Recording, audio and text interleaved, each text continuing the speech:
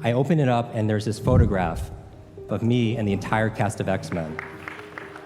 A few years ago, because I remembered someone's name, it led to this business for 20th Century Fox, and it was for the chairman, and I was training him and his executive team on a Friday. And I go there, and because I saw all this Avatar, memorabilia, and I saw this movie poster with Star Wars, I was like a kid, right? So I gave my best training ever. And afterwards, they really felt it. He gave me a tour of the whole place and everything, and I saw this movie poster of Wolverine coming out. I was like, wow, I can't wait for that film to come out. And the chairman picks up the phone, and 5 minutes later, I'm in the Fox studios with 3D glasses watching Hugh Jackman fight all these super ninjas, right? And I'm in my bliss on a Friday. Afterwards, he comes to me and says, Jim, how was the movie? I was like, it's great, thank you so much. I tell him my story, how I grew up with learning disabilities. I taught myself how to read by reading comic books. My favorite comic book were the X-Men, Wolverine and the X-Men. And not because they were strongest, it's because they didn't fit in. Because I felt like I didn't fit in growing up as a kid. Does that make sense? With this disability and the boy with the broken brain. And the highlight of the comic books for me was when I read that the school for the gifted, for the superheroes, for the X-Men, was in Westchester, New York, and it's a suburb of New York City, and that's where I grew up. So when I was 9 years old, I used to ride my bicycle all around the neighborhood trying to find this school. Because I wanted to run away.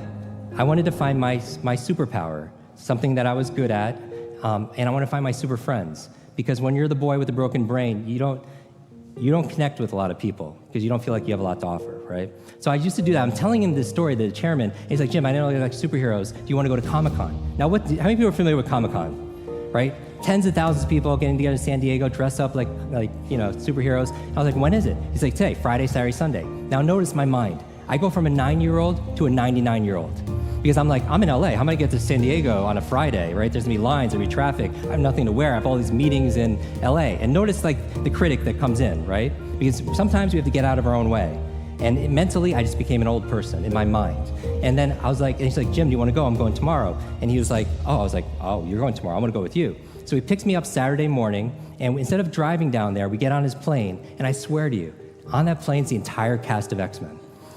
And they're gonna surprise Comic-Con, right? With their presence for the new movie that's coming out. And I spend the entire, I go on there and I see Wolverine and Patrick's, Professor X. I'm sitting between Jennifer Lawrence and Halle Berry going to Comic-Con, right? And we spend the entire day amazing. We come back, here's the lesson. We come back and Chairman was like, how was it? I was like, the best day ever, thank you so much. He's like, Jim, I have something else for you. I don't want anything else, what can I do for you? He was like, they really loved you. How would you like to go to Montreal? They were filming the last 30 days of the new movie. And I'm like, oh, wow, I've never been on film set. I would love to do that, but what can I do for you? And he says, Jim, just do what you did with us. Just teach them how to speed read scripts, memorize their lines faster, be present and focus on set. And I was like, I could totally do that. Sunday morning, we're on what they call the X-Jet, and we're going to Montreal. And I'm brain training these amazing individuals that inspired me, growing up, right? And I got to see, on set, it was actually taking place at the school. And I got to see my real life heroes come to life in front of me as a 9-year-old boy. Now, when I got home, there was a package waiting for me. I opened up. I don't know if you could put the slide on, please. I open it up, and there's this photograph on the screen.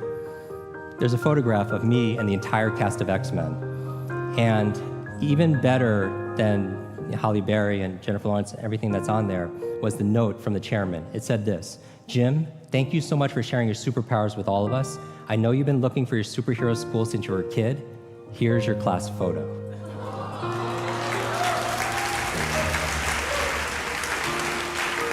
The lesson that everyone gets different lessons out of this. For me, is me being in that childhood vulnerable state that allowed something like that to happen. And what I would leave for you is this homework. Is it okay if I give you some homework? Is this movie was called Days of Future Past. It takes place in the future, and there's Armageddon. I mean, it's the most dreaded future you could ever imagine. And Professor X sends Wolverine, because Wolverine has healing abilities with his mind, sends him back in time as the communicator to talk to his younger self. So Professor X sends Wolverine back in time to talk to the younger version of Professor X to tell him something so that way the future gets changed. Does that make sense? So my question for you is this. If you could go back to that child inside of you, that younger self, and right now tell them something that they need to hear, what would that be? If you could go back and pass on a message to your younger self, what would it be? And if you were to go in the future, 1 year, 2 years, 5 years, 10 years ahead in the future, I believe you have wisdom inside of you. I believe you have greatness inside of you and genius that you're not even tapped in those states. If you were to project 10 years ahead of time and look back on this day right now, what does your current self need to hear from your future self?